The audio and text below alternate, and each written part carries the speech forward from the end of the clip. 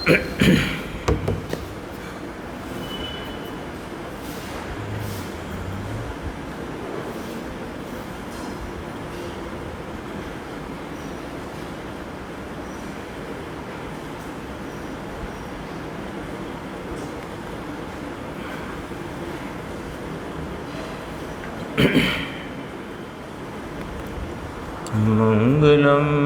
भगवान वीरो मंगलम गौतमो गणी मंगलम कुंद कुंदार्यो जैन धर्मोस्तु मंगलम सर्वमंगल मांगल्यम सर्वकल्याणकारकम प्रधानं सर्वधर्माणां जैनं जयतु शासनम्। मैं नमो तीर्थनायक को, नमो ओंकारवाणी को, नमो उन कुंद प्रभु को जिन्होंने ओंकार धारण की। अहो उपकार जिनवर का, कुंद का दिव्य वाणी का, जिन कुंद ध्वनि दाता उन कहान स्वामी का। रमियूण जिणम वीरम अनंत वर्णान दंसन सहावम भोक्षामिणीयम सारम केवली शुद्ध केवली फणिदम। अपनी जो नियम सार जी के शुद्ध उपयोग अधिकार की स्वाध्याय चल रही है, उसमें गाथा 160 के उपरांत 4 कलश टीकाकार मुनिराज ने कहे हैं। उसमें से अपने दूसरे कलश की 4 हैं, उस क्रम में दूसरे कलश की चर्चा कल प्रारंभ की थी, वो आगे अपनी बढ़ेगी। आज जो सीडी में गुरुदेव श्री ने 314 और 315 समय सार जी के सर्व विशुद्ध ज्ञान अधिकार की 2 गाथाएं आज प्रारंभ हुई हैं। उसमें भाषा एकदम सरल है, भाषा सरल है, बात सीधी सादी है, लेकिन गंभीर है और मुद्दे की है। मुद्दे की बात यहाँ पर आई है। सरल तो है भाषा।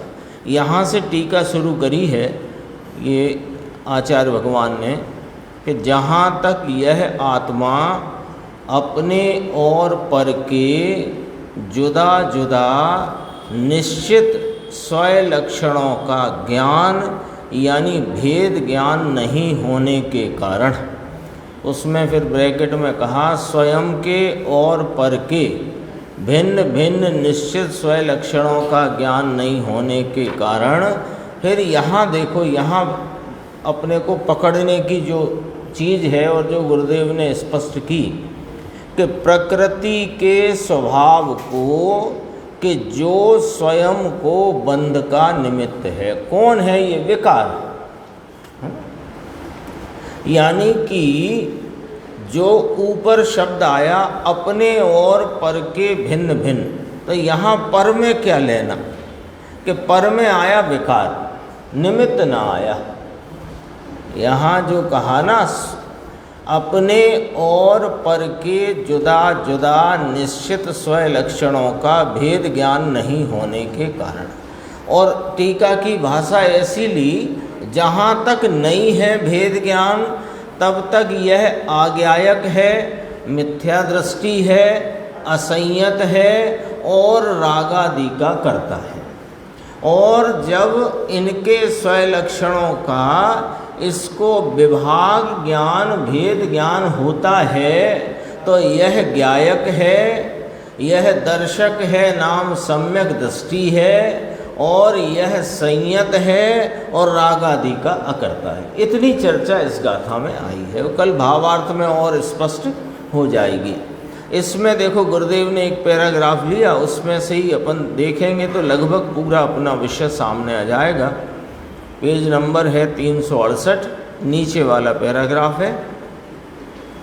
यहाँ तो कहते हैं स्वयं पर के एकत्व ज्ञान से अज्ञायक है, कर्म के कारण से नहीं। लो मूल बात पकड़ाई, मूल बात पकड़ाई। क्यों कि गड़बड़ी कहाँ फैली है ना। एक तो जिसे कुछ ही पता नहीं है वह तो वेदते हुए राग में, जो वेदन में आ रहा है ना राग, उसमें एकांत मग्न होकर के पड़ा हुआ है, एकांत मग्न है उसी में, और उसको तो कोई हित के संबंध में कुछ उसके विचार ही नहीं। लेकिन जो हित करना चाहते हैं और ऐसा विचार यदि अंदर में उदित हुआ है तो थोड़ा आगम का अभ्यास करेगा, तभी तो वह जीव कौन, अजीव कौन, मैं कौन और मैं कौन नहीं, ये सब जो अभ्यास करेगा तो फिर शास्त्र का आलम्बन लेकर के ही अभ्यास होगा। उसमें भी भूल कहाँ पड़ गई कि वह जो कर्म को निमित्त रूप से जो बताया था, ये कर्म को सारा अपनी परिणति में होने वाली अल्पता, मलिनता, विकार, संसार का कारण कर्म को मानने लग गया। ये भूल हो गई। तो तब यहाँ पर स्पष्टपने यह गुरुदेव श्री ने कल आई थी ना बात, संवत 72 में कह दिया था, जबकि उनके पास कोई दिगंबर शास्त्र उनने देखा ही नहीं था। पढ़ने की तो बात दूर करो, देखा भी नहीं था। लेकिन अंदर से एक स्वाधीनता का, एक अंदर में समझो नाद बजता था। वह स्वाधीनता का जो नाद अंदर में उठता था, वो उन्हीं शास्त्रों में जो बात पढ़ कर के वे वहाँ से ही स्वाधीनता निकालते थे, पराधीनता छोड़ते थे। अभी आज भी कहा उनने, अभी कहा था देखो, तीनों में, स्थानकवासी में, देरावासी में, दिगंबर में, तीनों में एक ही बात घुसी हुई है कि कर्म के कारण से होता है। सच कहते हैं। ऐसी बात अपने को भी कभी कभी ऐसा ही लगने लगता है। क्या करें, दर्शन मोहिनी का तीव्र उदय चलता है, बाकी हम अभ्यास तो पूरा कर रहे हैं, अभ्यास में कोई कमी नहीं है, सब बात चल रही है, ऐसा अच्छा स्वाध्याय का प्रसंग बना हुआ है, सब है, फिर भी नहीं होता। अब क्या करें, मिथ्यात्व का उदय तीव्र है। तो फिर तुम्हारा काय का अभ्यास चल रहा है, विचार करो। देखो यहाँ कहा, यहाँ तो कहते हैं स्वयं पर के एकत्व ज्ञान से अज्ञायक है, कर्म के कारण से नहीं, कर्म के कारण से अज्ञायक। अज्ञायक शब्द माने अज्ञानी, ले लो अपन समझने के लिए। तो कर्म के कारण अज्ञानी है ऐसा नहीं है। स्वयं पर के एकत्व ज्ञान से अज्ञायक है, इसमें सब लगा लेना। स्वयं पर के एकत्व श्रद्धान से मिथ्या दृष्टि है, स्वयं पर में एकत्व रूप रमणता से असंयत है, और स्वयं पर के एकत्व के अध्यास से इसको वो करता है विकार का। सब इसमें आ जाएगा, अपन बार बार उसको नहीं पढ़ के एक बार में समझ सकते हैं। तो यहाँ कहा स्वयं पर के एकत्व ज्ञान से अज्ञायक है, स्वयं ज्ञायक स्वरूप है, और विकार वह विपरीत स्वभाव है। देखो, ये चैतन्य भगवान आत्मा, इसकी परिणति में प्रति समय पर्याय हो रही है कि नहीं हो रही? ये आत्मा वस्तु है तो इसका प्रति समय परिणमन है कि नहीं?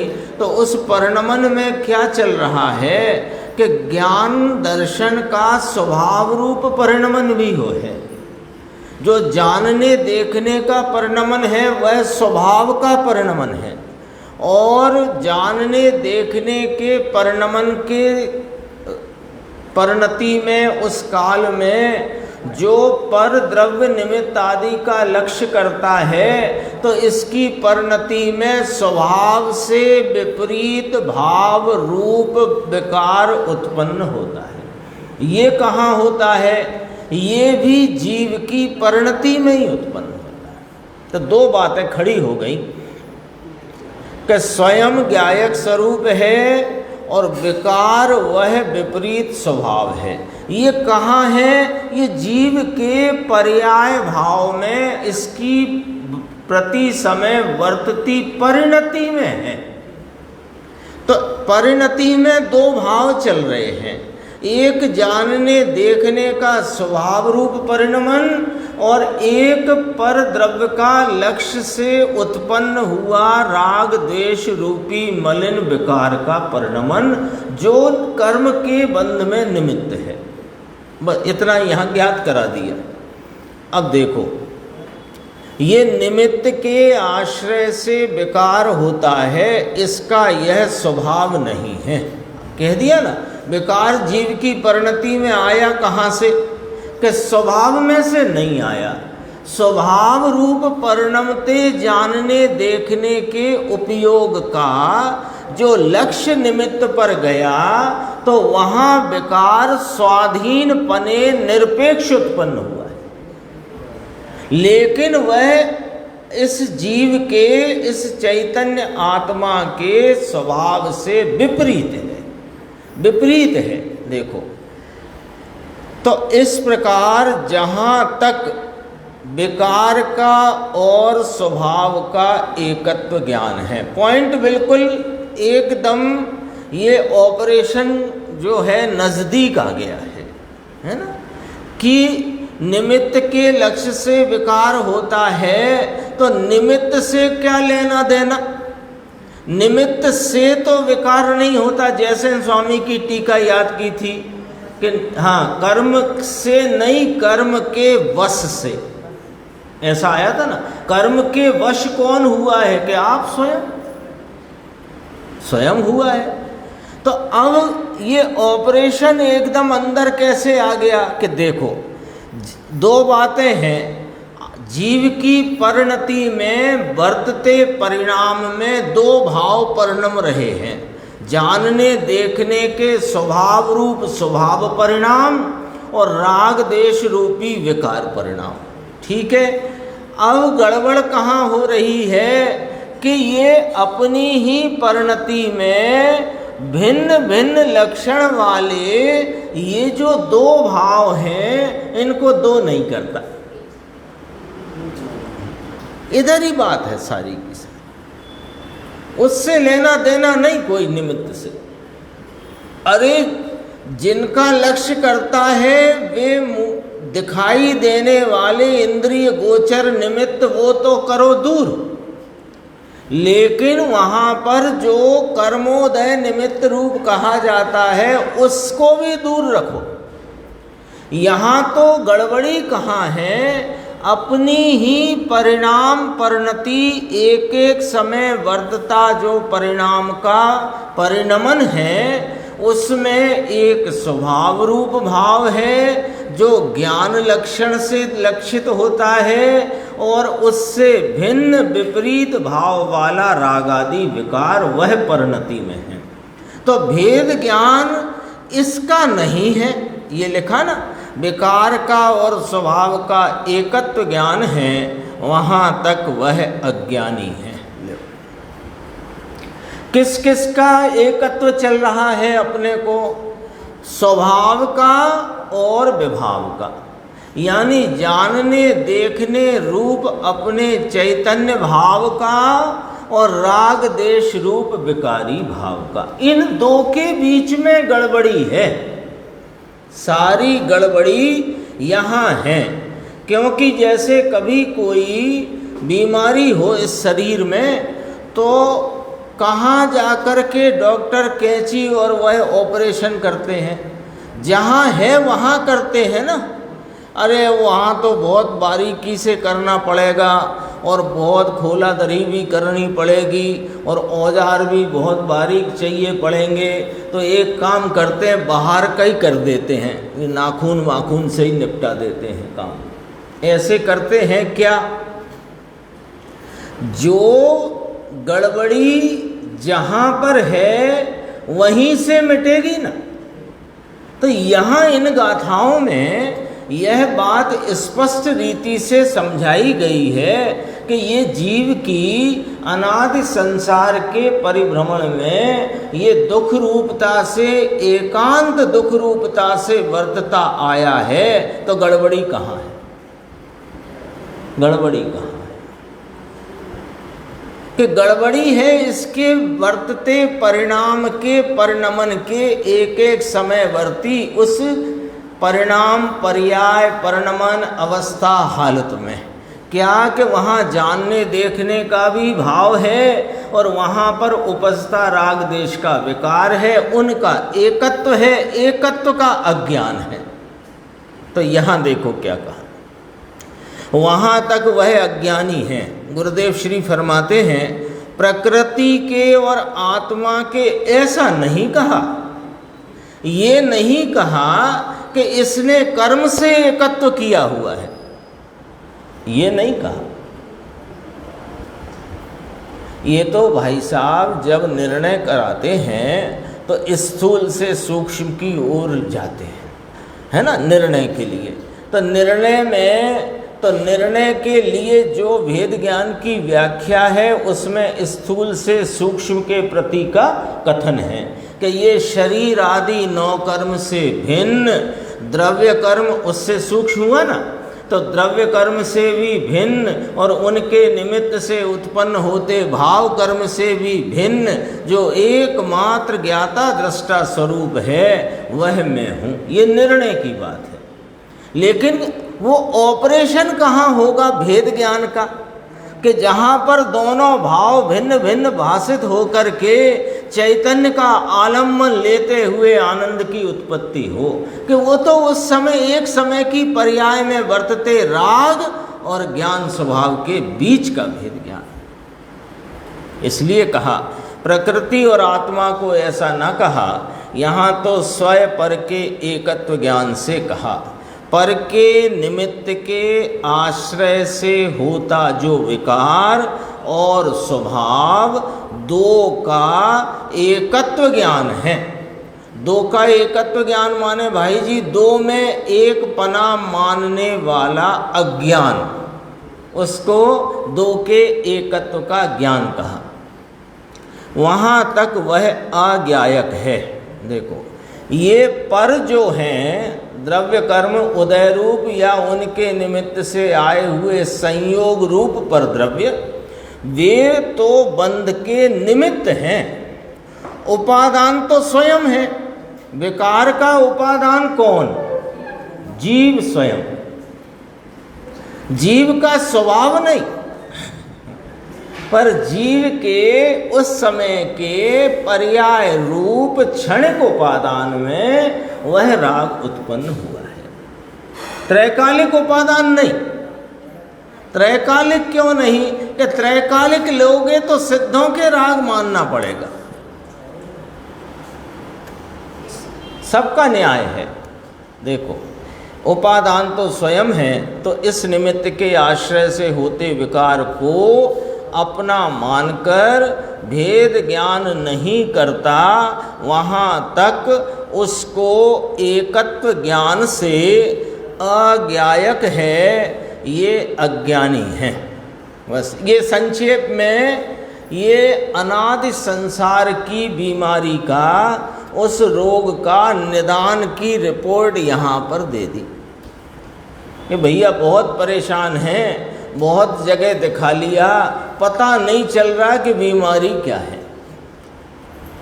तो कहा यहाँ पर पता चलाते हैं कि अनादि संसार में भव भव में भटकता दुखी होता यह जीव क्यों हैरान परेशान है, तो उसकी बीमारी का निदान यहाँ पर, निदान नाम उसका डायग्नोसिस यहाँ कर दिया। गड़बड़ी कहाँ पर है? तो जहाँ है वहाँ मिटा लो। देखो गुरुदेव ने क्या कहा, अंतिम पंक्ति है, आबू बधू लांबू लांबू क्या करवा जाए, नवरास क्या चे फुर्सत ना मिले। इतना लंबा लंबा करने की कोई ज़रूरत नहीं है, इतनी संक्षिप्त में ये बात समझना, और फिर फुर्सत इसे है नहीं ये भी समझने की। तो क्या करें, करम करम करम बस। अब हम क्या करें साहब, मिथ्यात्व का उदय ही तीव्र चल रहा है। अरे तीव्र चल रहा होता भाई साहब तो निगोद से न निकलते, और तीव्र चल रहा होता तो ये जिनेंद्र परमात्मा के हितकारी वचन कान में न पड़ते, और यदि तीव्र चल रहा होता तो आपको यहाँ सुन कर के समझने लायक भी क्षयोपशम उपजा नहीं होता, और इतनी जिज्ञासा उसमें खड़ी नहीं होती, और इतनी रुचि नहीं होती। किसने कहा तीव्र है? सच कहें, यदि निमित्त की तरफ से ही कहलवाना है तो महामंदोदय है इस समय, महामंदोदय है। इसलिए याद करो पंडित टोडरमल जी की बात, मोक्ष मार्ग प्रकाशक की, कि जब नदी पार करना हो तो जब उसका बहाव मंद हो तब कर लेना चाहिए, इसमें होशियारी है।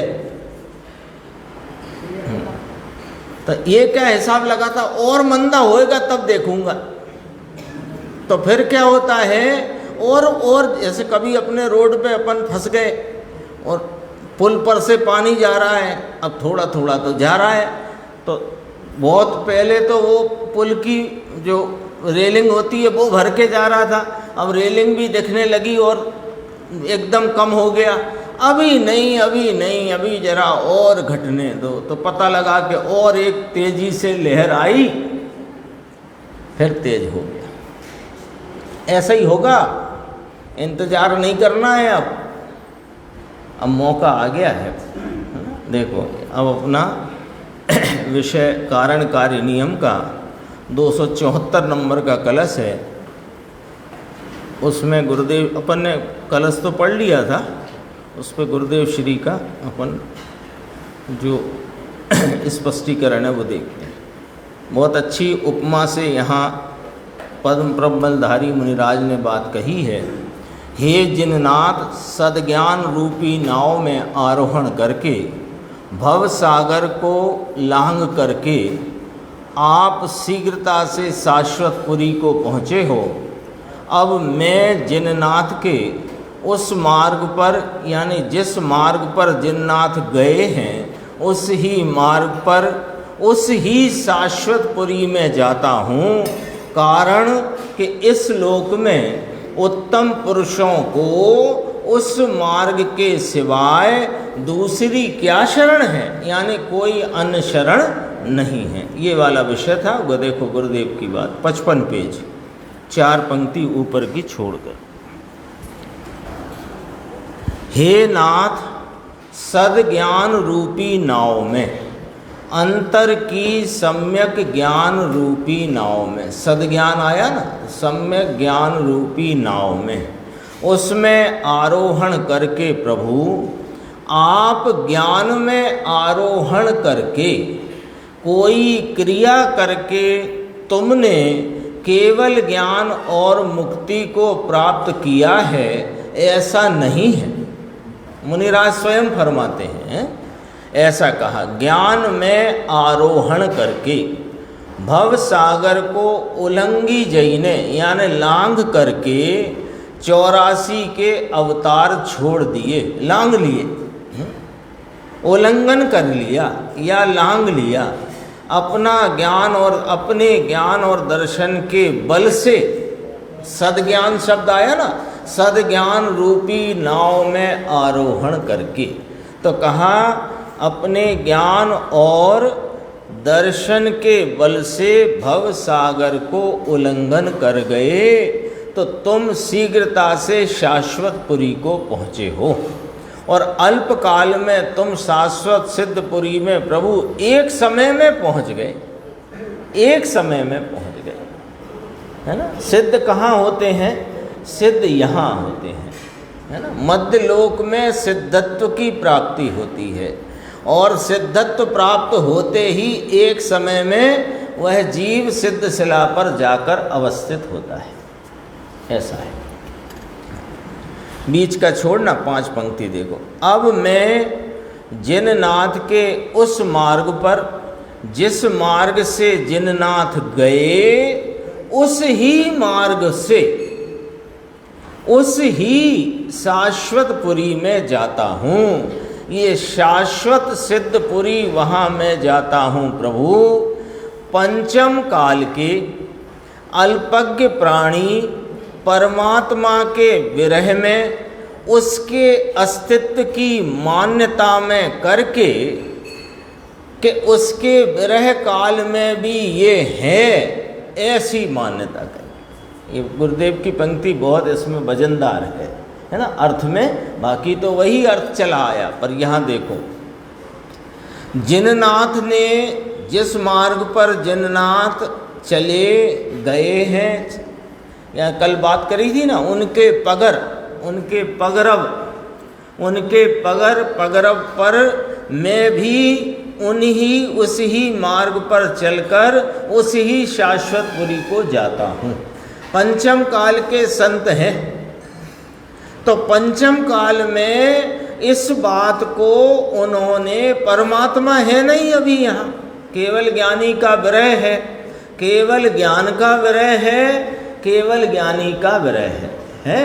तो उसमें भी ऐसे परमात्मा होते हैं, उनकी सत्ता है, वह सत्ता का ऐसा स्वरूप है ना। अरिहंत परमात्मा, केवल ज्ञानी भगवंत, उनकी सत्ता का स्वरूप ऐसा है कि वे अपने स्वरूप के आलम्बन और उसकी एकाग्रता की उग्रता रूपी मार्ग पर चलकर उन्होंने अपने अनंत गुणों के साम्राज्य को प्रगटपने अपनी पर्याय में प्राप्त किया है। ऐसे अरिहंत भगवंत हैं, ऐसी मान्यता करके, माने इस बात को स्वीकार करके। यानी एक तो ये बहानेबाजी है मुकेश भाई कि अभी तो यहाँ है ही नहीं, अभी तो मोक्ष होता कहाँ, 5वें काल में भरत छेद से मोक्ष होता ही नहीं है। तो जब होता ही नहीं है तो क्या करना। अपन तो देखेंगे वहाँ विदेह में कोई सेटिंग बन जाएगी अगली बार, तो वहाँ से देखेंगे, नहीं तो अभी देवगति की व्यवस्था बनाओ, आगे फिर कभी देखेंगे। नाना ऐसे परमात्मा हैं, उनका ऐसा ही स्वरूप है, उनकी ऐसी सत्ता है, इसको स्वीकार किया। तो उसके स्वीकार करने में क्या फायदा हुआ कि उनके स्वीकार करने में मैं भी ऐसे ही स्वरूप रूप हूँ, इस बात की स्वीकारता हो गई। ले मोक्ष मार्ग का उद्घाटन हो गया, अंदर में अतीन्द्रिय आनंद का फुहारा छूट गया और उस आनंद के भाव में ये जीव आ गया कि नहीं आ गया। अब मुक्ति तो है नहीं, तो मुक्ति जिसे चाहिए हो वो पर्यायों की झूम झाम में पड़ा रहे। हमने तो इस मुक्त स्वरूप को देख लिया, पर्याय को जब आना हो सो आएगी। क्यों कि पर्याय सब अपनी क्रम नियमितता से परिणमित होती हैं, ऐसा मैंने अपनी द्रव्य दृष्टि पूर्वक नक्की कर लिया। क्योंकि पर्यायों की क्रमबद्धता किसको देख करके होती है, ये चर्चा चल गई 308 से 311 सुबह सीडी प्रवचन में, अपने द्रव्य स्वभाव की दृष्टि से। अब द्रव्य स्वभाव को बताने वाले कौन हैं कि वे अरिहंत परमात्मा वाणी द्वारा बता रहे हैं और सिद्ध भगवंत मूकपने बता रहे हैं। सिद्ध भगवंत भी बताते हैं कि हाँ बताते हैं ना, वे अपने इस सिद्धत्व रूप परिणाम से परिणत होकर के यह बताते हैं कि देखो मैंने सिद्ध कर दिया कि ऐसा सभी का स्वरूप है। तो वे भी बता ही रहे, मूकपने बताते हैं। देखो उनके विरह काल में भी ये है, यहाँ है तो कहीं ऐसा मानकर, यहाँ है कुछ ऐसा मानकर स्वयं को कहते हैं। कौन? मुनिराज पद्म ब्रह्मधारी देव हे नाथ, आप भव को उल्लंघन कर गए, यानी भव सागर को आपने लांघ लिया है, शाश्वतपुरी में चले गए। मैं भी हे नाथ तुम्हारे मार्ग के कारण से, यानी जिस मार्ग पर आप गए उसी मार्ग के द्वारा तुमने जो मार्ग कहा वह मार्ग, क्यों कि इसके सिवाय कोई मार्ग है नहीं। इतना निर्णय तो अपन कर ही सकते हैं, है ना।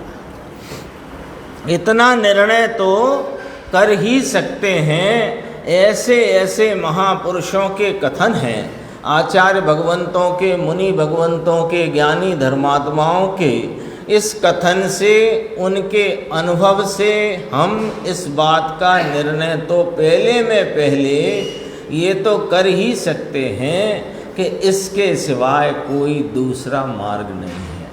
सच कहें तो इस निर्णय में आधा मार्ग तय हो गया।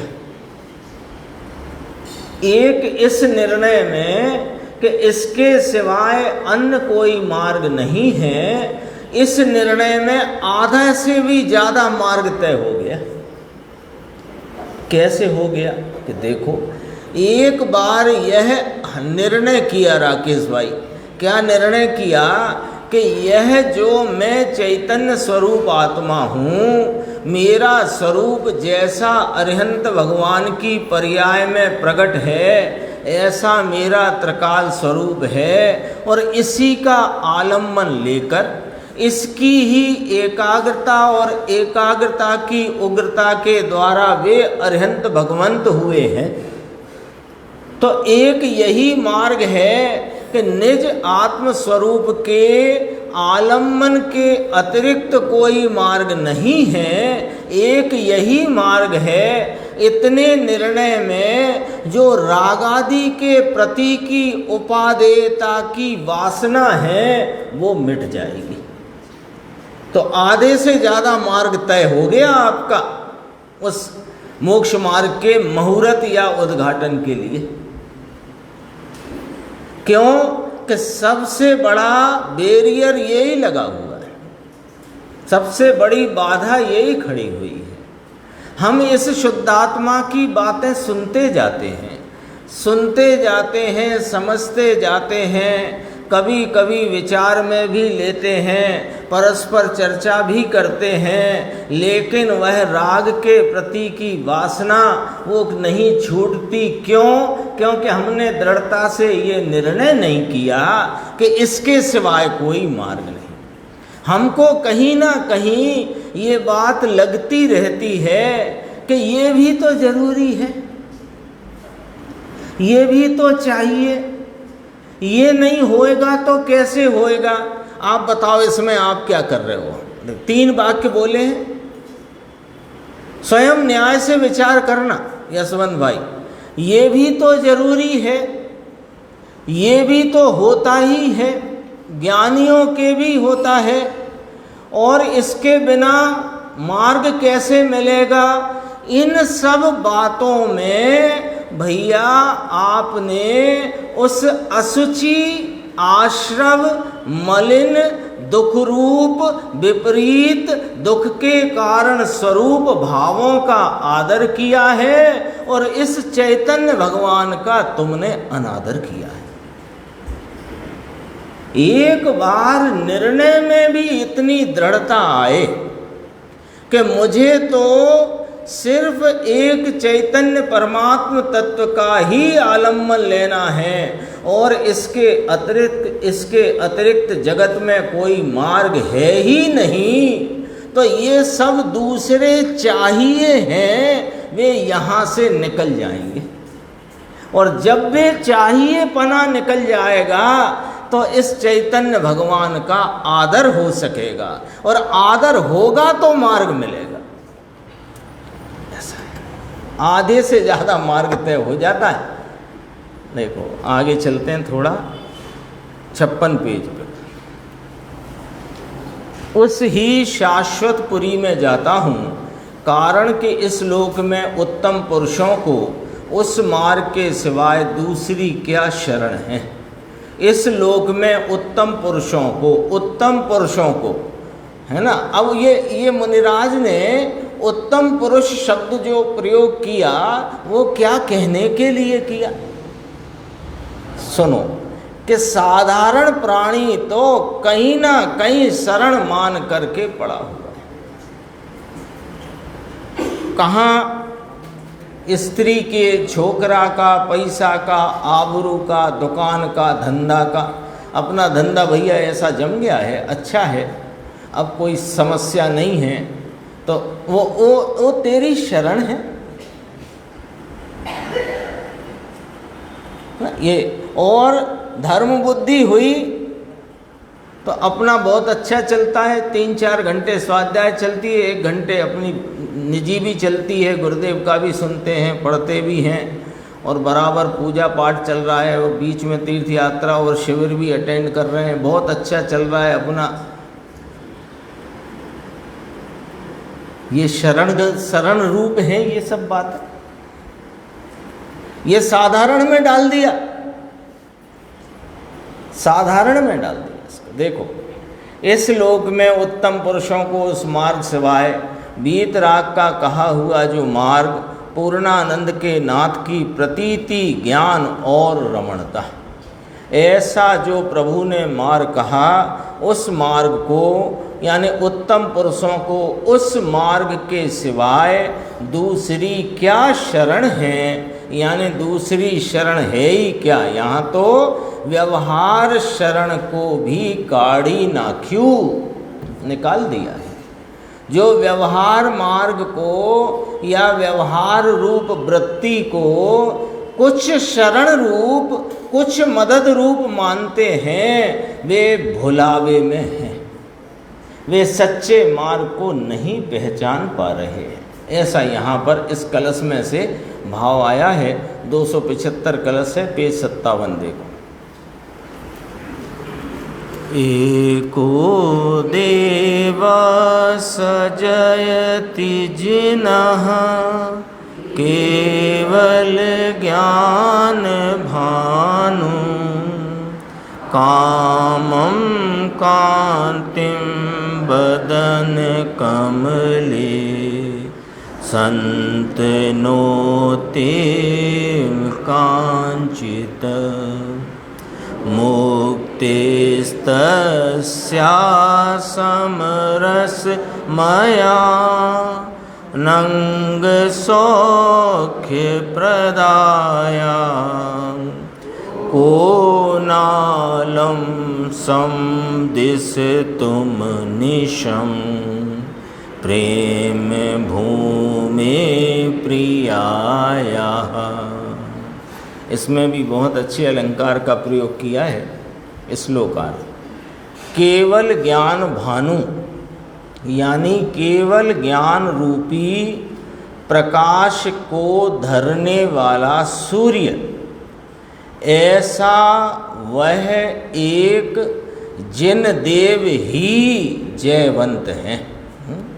केवल ज्ञान रूपी प्रकाश के धरने वाले सूर्य समान ऐसे वह एक जिन देव ही जयवंत हैं।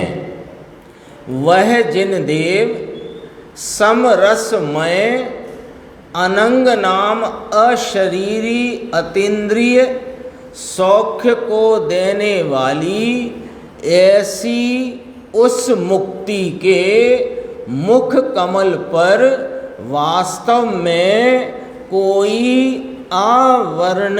अवर्णनीय कांति को फैलाते हैं। कौन? देखो, पहले क्या कहा कि केवल ज्ञान भानु के समान एक वे जिन देव ही इस जगत में जयवंत हैं। ठीक है, फिर वे जिन देव अशरीरी या अनंग या अतीन्द्रिय सौख्य को देने वाला जो मुक्ति का भाव है, वो उस मुक्ति के मुख कमल पर कोई ऐसी अद्भुत कांति को फैलाते हैं। कैसे? अपनी उस जयवंतता से, है ना। कैसे कारण, उसका कारण कहा, कारण कि कौन अपनी स्नेहल प्रिया को निरंतर सुखोत्पत्ति का कारण नहीं होता। क्या गजब का यहाँ बात करी। ऐसा कौन है कि जिसको जो प्रिय हो उस अपनी प्रिया को वह सुख का कारण न बने, ऐसा कौन होगा जगत में? तो कौन है प्रिया की मुक्ति की पर्याय? वो प्रिया है। तो मुक्ति की पर्याय वो जो उसमें जो सौख्य अतीन्द्रिय व्याप्ता है, उसका कारण कौन है कि यह चैतन्य भगवान। ऐसा लिया। देखो दोबारा से देखो इस पंक्ति को, कौन अपनी स्नेहल प्रिया को निरंतर सुखोत्पत्ति का कारण नहीं होता। निरंतर है ना, जो जिसे चाहता है उसके प्रति उसके सुख को निरंतर बनाए रखने का कारण होना चाहता है, कारण रहना चाहता है, कारण होता है। ऐसे मुक्ति जो है वो ऐसे भगवंतों को, जिज्ञासुओं को, धर्मात्माओं को, मुनि भगवंतों को सबसे ज़्यादा प्रिय कौन है कि वह अपनी अतीन्द्रिय आनंद रूप पर्याय, मुक्ति रूपी अनंग अशरीरी शौक को देने वाली पर्याय, उस पर्याय का कारण क्यों ना बनेगा ये? यानी कारण बनता हुआ उस कार्य को यह संपन्न करता है, उत्पन्न करता है। कारण क्यों ना बनेगा? ऐसी यहाँ व्याख्या है। देखो थोड़ा अपन देखते हैं गुरुदेव का 58 पेज, 2 पंक्ति छोड़कर। केवल ज्ञान भानु, केवल ज्ञान रूपी प्रकाश को धरने वाला सूर्य, ऐसे वह एक जिन देव ही जयवंत हैं।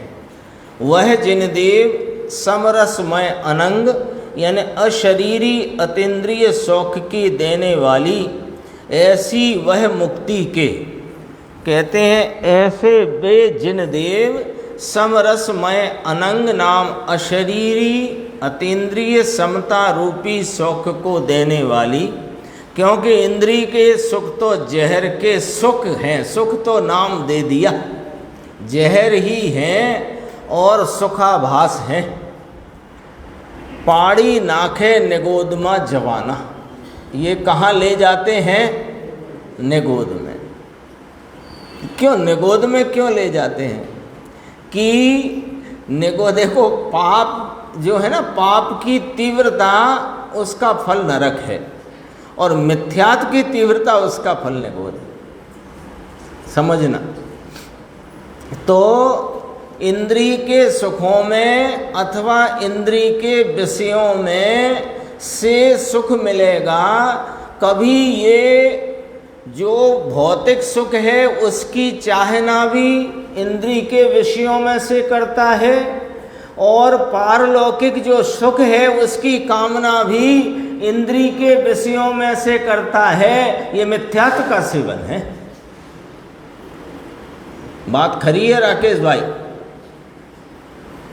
देवशास्त्र गुरु को काय में लेना? इंद्रिय के विषय में लेना कि नहीं लेना?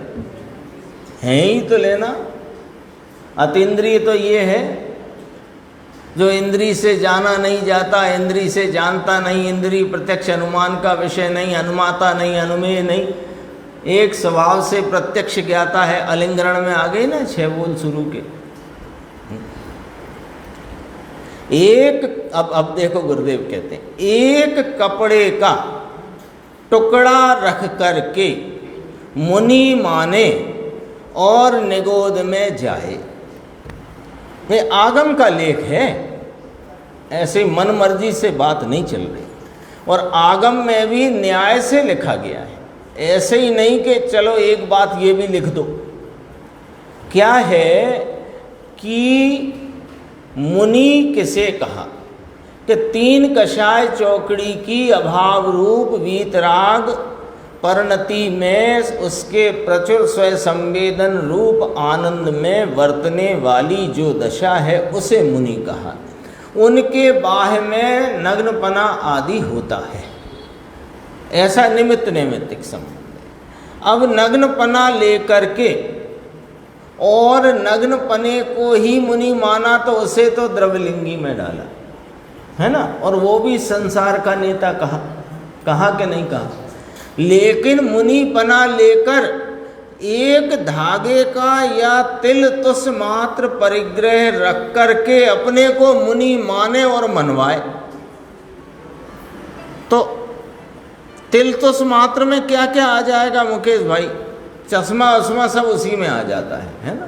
तिल तुस समझ गए? तिल बहुत छोटी और उसका छिलका और छोटा, इतना सा भी परिग्रह हुए तो उसको रखकर मुनि माने और मनवाए तो निगोद जाएगा।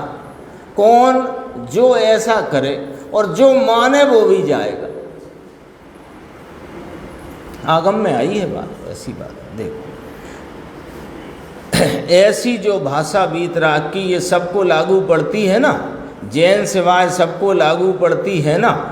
पूर्णानंद के नाथ को कोई कर्ता माने और कोई फल माने कि कुछ मिलेगा तो देवलोक में जाऊंगा, ये मिले और वो मिले। देखो पूर्णानंद के नाथ को कोई कर्ता माने, यानी ईश्वर जो जयवंत वर्तते हैं उनको अपने किसी लाभ के लिए उनको कर्ता माने, उससे कोई फल मिलेगा ऐसा माने तो, और अथवा कि इनकी भक्ति आराधना से मैं देवलोक जाऊंगा ऐसा माने, ये मिथ्यात्व का सेवन करता हुआ।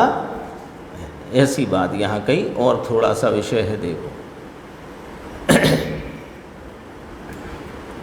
59 पेज है, ऊपर की 5-6 पंक्ति छोड़कर। अनंग अशरीरी अतीन्द्रिय शौक के देने वाली ऐसी उस मुक्ति के मुख कमल पर, मुक्ति का मुख कमल किसे कहा? मुक्ति की प्रकट दशा, उसके ऊपर वास्तव में कोई अवर्णनीय कांति को फैलाते हैं। आप तो प्रभु पर्याय में अवर्णनीय के वर्णन किया नहीं जा सके, कथन में आए नहीं, ऐसी शांति को फैला रहे हो। गाथा अरिहंत की, इसका अर्थ कि तुम ऐसे हो। ऐसी उस मुक्ति के मुख कमल पर वास्तव में कोई अवर्णनीय कांति के केवल ज्ञान की पर्याय प्रकट हुई, वहाँ अवर्णनीय कोई कांति फैलाई। जिस शक्ति रूप से केवल ज्ञान था, अनंत बल था, यह सब बदलकर पर्याय ऊपर शोभा में लाए तुम। ये शक्ति रूप तो अनादि से था, केवल ज्ञान, केवल दर्शन, केवल सुख, केवल वीर्य, ये स्वरूप चतुष्टय तो अनादि से पड़ा ही हुआ है। उसका आलम्बन, उसकी एकाग्रता की उग्रता से आपने ये फेर भी न माने, पलट कर नहीं, उसको प्रकट करके पर्याय में आप लाए तो इससे पर्याय शोभित हो गई। स्वरूप तो शोभायमान है ही, पर्याय शोभित हो गई। ये पर्याय में शोभा में लाए, जिसमें नहीं था वहाँ लाए। कभी कहते हैं ना, है उसमें से आता है ना, ऐसे ही कहते हैं। अब पर्याय की चर्चा करते हैं ना, तो कहा जिसमें नहीं थी, केवल ज्ञान नहीं था, पर्याय में वहाँ लाए कहाँ से? कि स्वरूप में था, वहाँ से लाए,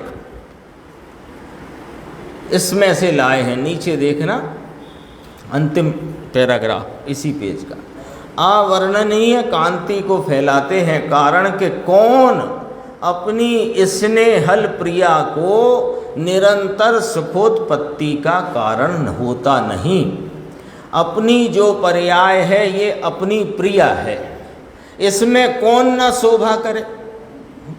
अनंती ज्ञान, दर्शन, चारित्र, आनंद की पर्याय में शोभा करते हैं प्रभु। बहुत सरस आ गया आज देखो, प्रभु ऐसा है और ऐसे तुम हो। इतनी सीधी सच्ची बात कहते हैं, प्रभु ऐसे हैं और ऐसे तुम हो। उसमें कहाँ कहीं कोई उलझन होती है? सुबह आप जाओ तो वो दर्पण के सामने तो जैसा है वैसा दिखता है ना, तो जैसा दिखता है वैसे तुम हो के नहीं हो। ऐसी की तो ऐसी बात है कि सुबह यहाँ आए तो जैसे ही ये विराजते हैं पर्याय में परिणत ऐसा मैं हूँ, यही देखने तो आए थे यहाँ। उन्हें देखने का मतलब है कि आप प्रभु जैसे पर्याय में हो ऐसा मैं स्वरूप से हूँ। ये वाली बात कही। देखो, तेरे में और प्रभु में द्रव्य दृष्टि से कोई फर्क नहीं, पर्याय में फर्क है। यानी संसार और सिद्ध, भगवान आत्मा, स्त्री का शरीर होए या कि पुरुष का शरीर होए, या कि पशु का होए, या कि देव का होए, या कि नारकी का होए, भगवान तो परिपूर्ण अंदर विराजते हैं। ये चर्चा अपनी हुई। आगे 2 कलश और है, 1 कलश, उसकी चर्चा आगे लेंगे।